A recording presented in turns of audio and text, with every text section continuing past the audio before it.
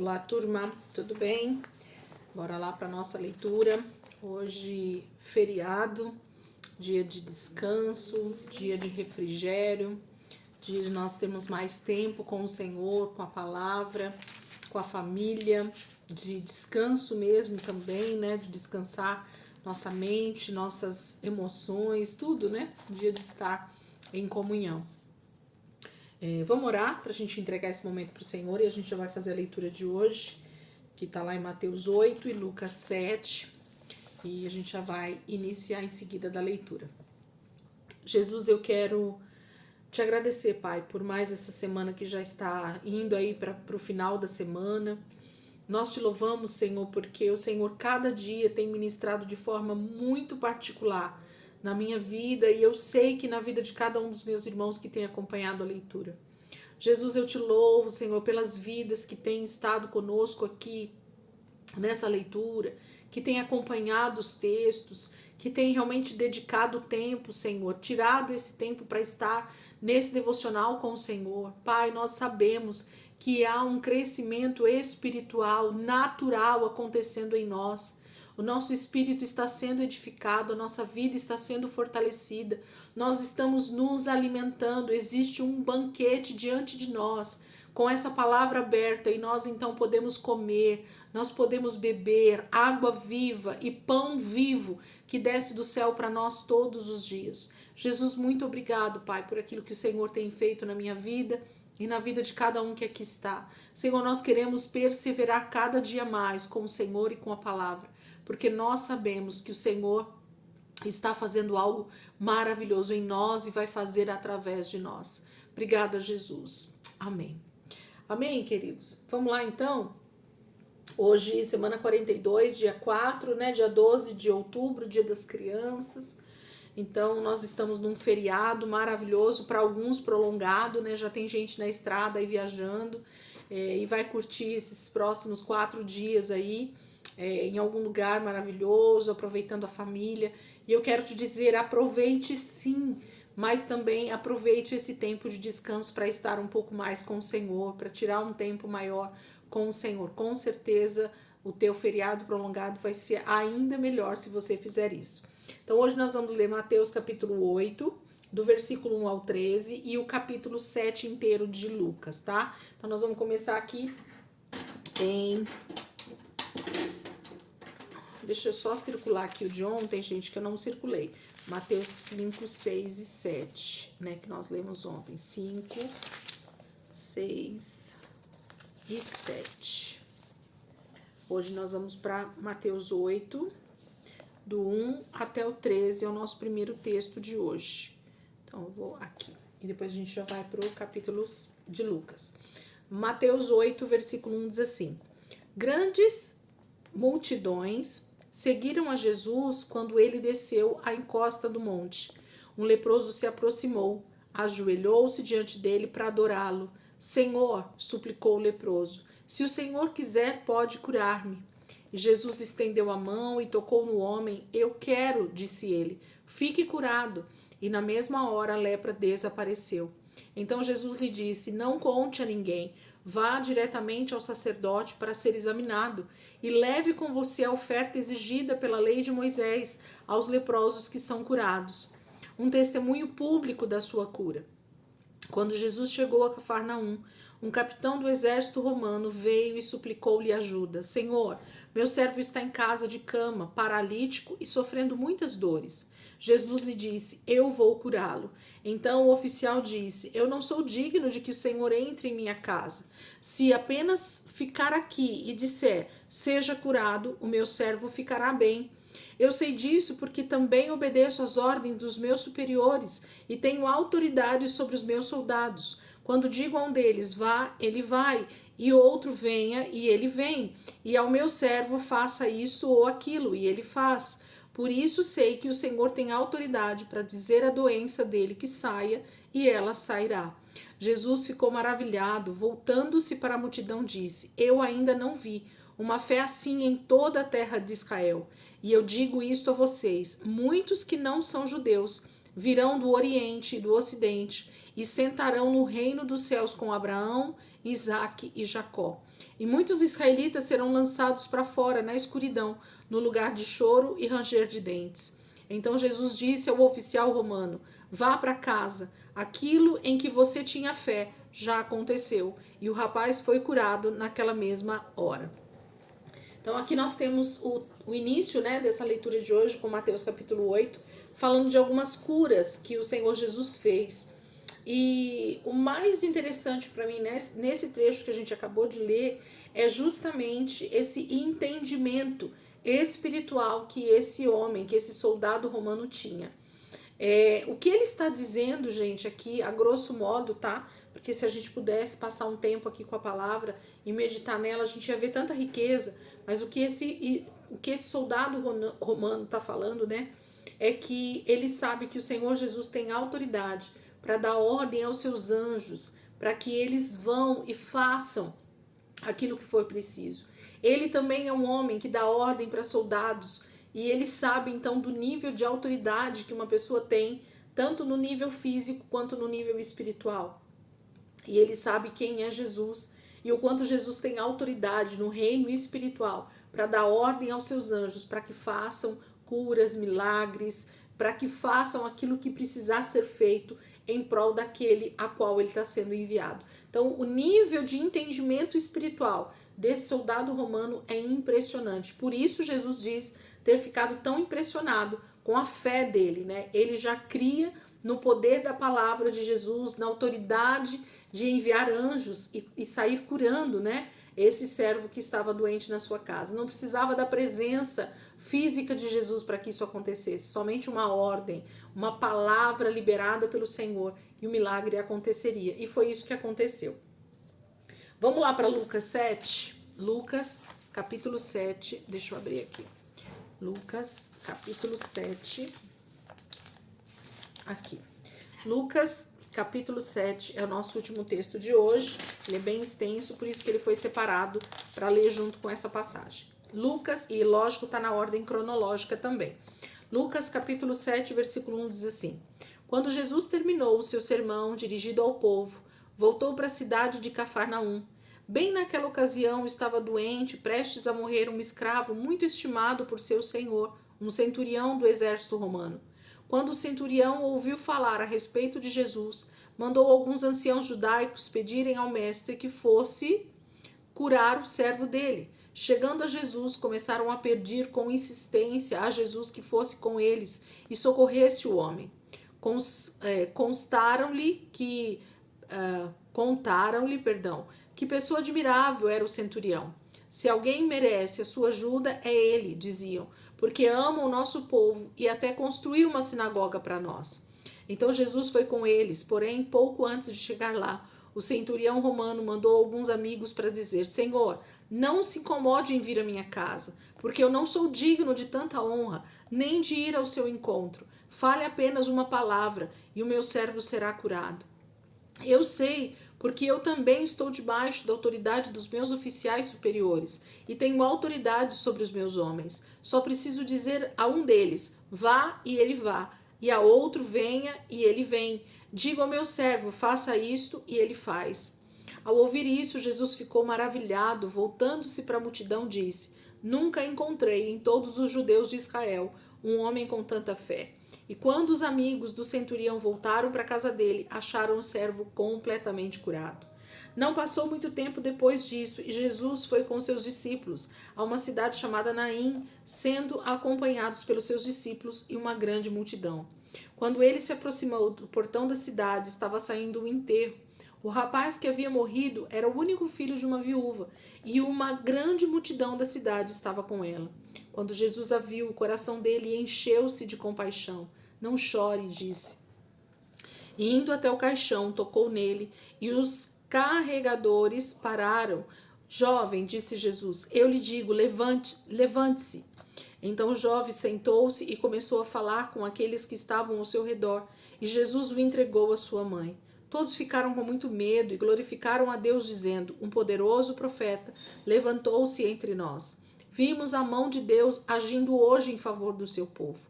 A Deus A notícia sobre Jesus espalhava-se pela Judéia de ponta a ponta e regiões circunvizinhas. Os discípulos de João Batista logo souberam de tudo que Jesus estava fazendo. Quando eles falaram a João a respeito disso, ele mandou 2 dos seus discípulos a Jesus para perguntar-lhe: o Senhor é realmente o Messias ou devemos esperar algum outro?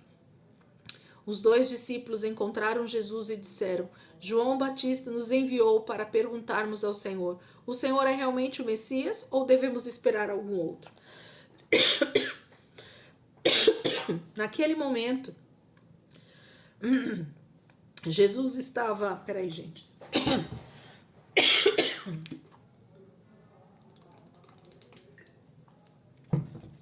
Naquele momento, Jesus estava curando muita gente de diversas doenças, devolvendo a vista aos cegos e expulsando espíritos malignos. Quando eles fizeram a pergunta, foi esta a resposta de Jesus: voltem a João e digam-lhe tudo o que vocês viram e ouviram. Os cegos veem, os coxos andam, os leprosos estão curados, os surdos ouvem, os mortos ressuscitaram. E os pobres estão ouvindo as boas novas. E diga-lhe: feliz é aquele que não me considera uma causa de tropeço. Depois que os mensageiros foram embora, Jesus falou à multidão a respeito de João. Quem é esse homem que vocês saíram para ver no deserto da Judéia? Perguntou ele. Um homem fraco, como um caniço, que se agita por qualquer sopro de vento? Ou o que vocês foram ver? Vocês encontraram um homem vestido de roupas finas? Ora, os homens que vivem no luxo ficam nos palácios, não no deserto. Mas o que vocês foram ver? Um profeta? Ele é mais do que um profeta.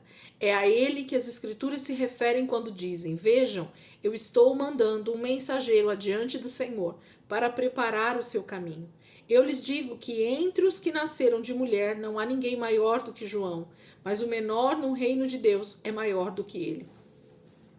E todos os que ouviram João pregar, até os cobradores de impostos, ouvindo a palavra de Jesus, reconheciam a justiça de Deus e eram batizados por João.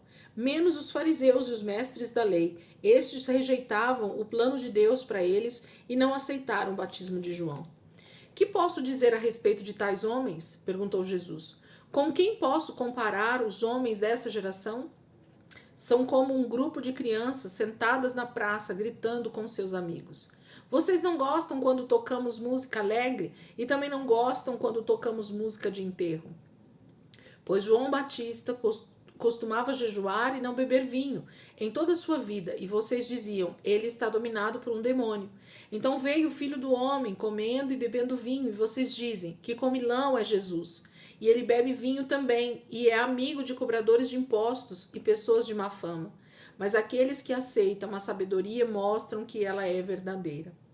Um dos fariseus pediu a Jesus que fosse almoçar em sua casa, e Jesus aceitou o convite. Quando eles se acomodaram para comer, uma mulher prostituta soube que ele estava lá e trouxe um delicado frasco de alabastro com perfume caro. Ela se ajoelhou atrás de Jesus, a seus pés, chorando, até que os pés dele ficaram molhados com as lágrimas dela. Depois ela os enxugou com os cabelos e os beijou, derramando o perfume sobre eles. Quando o dono da casa, em que era fariseu, viu o que estava acontecendo e quem era a mulher, disse consigo mesmo: isso prova que Jesus não é um profeta, porque se fosse, ele saberia que quem está tocando nele e que espécie de mulher é essa, uma pecadora. Então Jesus falou ao fariseu: Simão, tenho algo para dizer-lhe. Pois não, mestre, respondeu Simão. Diga. Um homem emprestou dinheiro a 2 pessoas. Uma lhe devia 500 moedas de prata e o outro 50.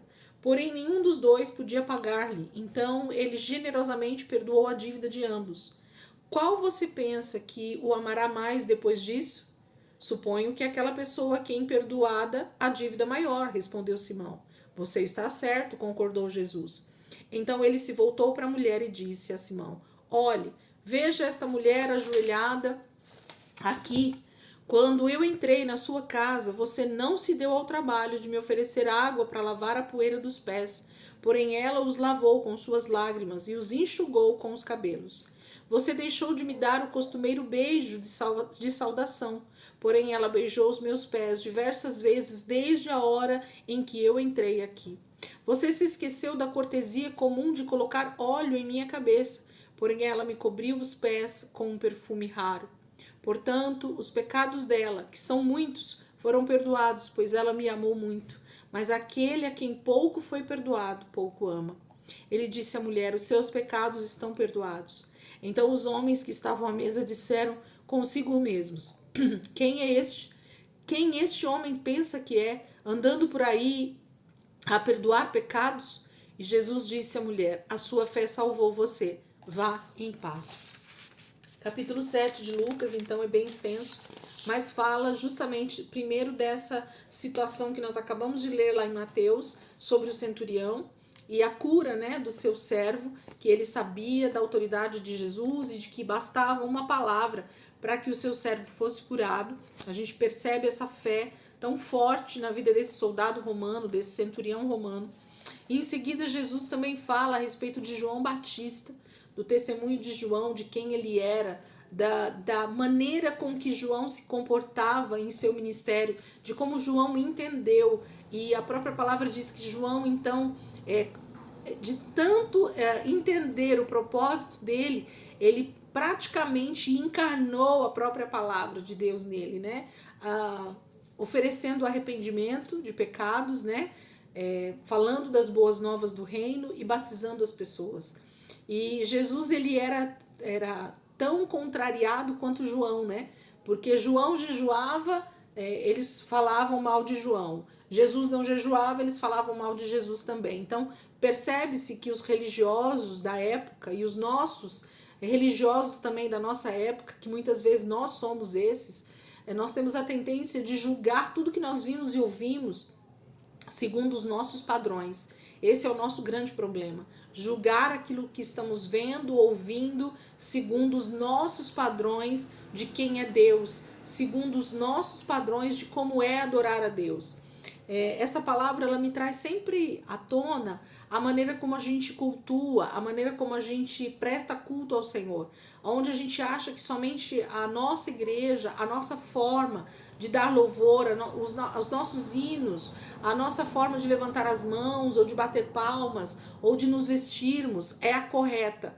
E todo o resto está errado, né? Todo o resto está fora do propósito de Deus, enquanto outras pessoas também pensam a mesma maneira. E aí eu me pergunto, quem é que está certo? Aquele que faz diferente de mim ou eu que estou fazendo desse lado? E Jesus, ele é muito claro em dizer que, na verdade, a nossa maneira de ver as coisas, de julgar as coisas que nós estamos vendo é que está errada. Porque toda maneira de nós adorarmos a Deus, de nós buscarmos o Senhor, ela precisa ser em espírito e em verdade. Nós lemos lá em João capítulo 3, né? Quando nós começamos semana passada a leitura. A respeito da conversa de Jesus com Nicodemos. Nós precisamos entender que nós precisamos nascer de novo para vermos, ouvirmos, falarmos segundo o padrão da palavra e não segundo o nosso padrão. Então tudo está à disposição do Senhor, tudo é do Senhor. Então a gente precisa ter essa mesma visão que a palavra está pedindo para a gente ter a respeito de Jesus, de João Batista, dos profetas, né? Por quê? Porque quando a gente julga as pessoas, ou o que elas estão falando, ou o que elas estão fazendo, de acordo com o nosso padrão, a tendência é nós errarmos com certeza. Mas quando nós nos voltamos para a palavra, quando nós percebemos que todos são os nossos irmãos em Cristo, então, por consequência, a gente vai julgar menos. Ontem a gente leu também sobre a trava, a tábua no olho, né? Querendo tirar o cisco do olho do outro. Jesus é tão claro nos seus ensinos e a gente é que complica, né? E aí, por final, ele termina falando sobre esse jantar na casa de Simão, de um fariseu, e que ele se surpreende com uma prostituta, né? Beijando os pés de Jesus, lavando os pés dele com um nardo, com um unguento caríssimo, né? Um perfume caro. E Jesus então faz toda essa alegoria falando a respeito de perdão. Quem muito Jesus perdoa, muito o ama. Por quê? Porque nós sabemos de onde Jesus nos tirou. Uma pessoa que não se sente muito pecadora, ela acaba achando que é mérito, né? que ela merece ser salva porque ela é boazinha, mas uma pessoa que sabe realmente de onde Deus a tirou, da lama real do pecado, né? Uma pessoa que entende o quão pecadora ela era, ela tem a tendência de amar muito mais o Senhor. E o que nós precisávamos entender que Jesus está falando aqui é que é justamente aqueles que se acham menos pecadores é que deveriam se humilhar ainda mais ao Senhor, deveriam entender o quão pecadores eles também são, só por estar achando que tem menos pecados do que os outros, que é mais merecedor do que outras pessoas. Jesus está falando sobre amar a Deus, né? Sobre todas as coisas, principalmente. As palavras são tremendas, gente. Se a gente pudesse fazer estudos aqui, vocês iam ver a riqueza dos detalhes em cada texto, em cada versículo do que Jesus está falando, por que ele fala dessa maneira, né? É sempre muito bom. Mas o Espírito Santo está aí, junto com você. Você pode estar meditando nessa palavra, deixando o Espírito Santo te ensinar um pouco mais. Não tenha pressa de sair aqui da presença do Senhor, de deixar a palavra, de fechar a tua Bíblia, né? Tenha realmente um tempo de qualidade com o Senhor aí, com a palavra, e eu tenho certeza que o Espírito Santo está pronto a te ensinar grandes coisas aí, para você poder, inclusive, compartilhar com a gente também. Amém? Deus abençoe, gente. Amanhã, se Deus quiser, a gente continua aqui nossa leitura, continuando o restinho dessa semana, né? Sexta, sábado e domingo, em nome de Jesus, aproveitando o feriado prolongado, quem está no feriado prolongado, e também aproveitando para estar com a palavra de Deus. Amém? Deus abençoe. Amanhã, se Deus quiser, a gente está aqui de volta.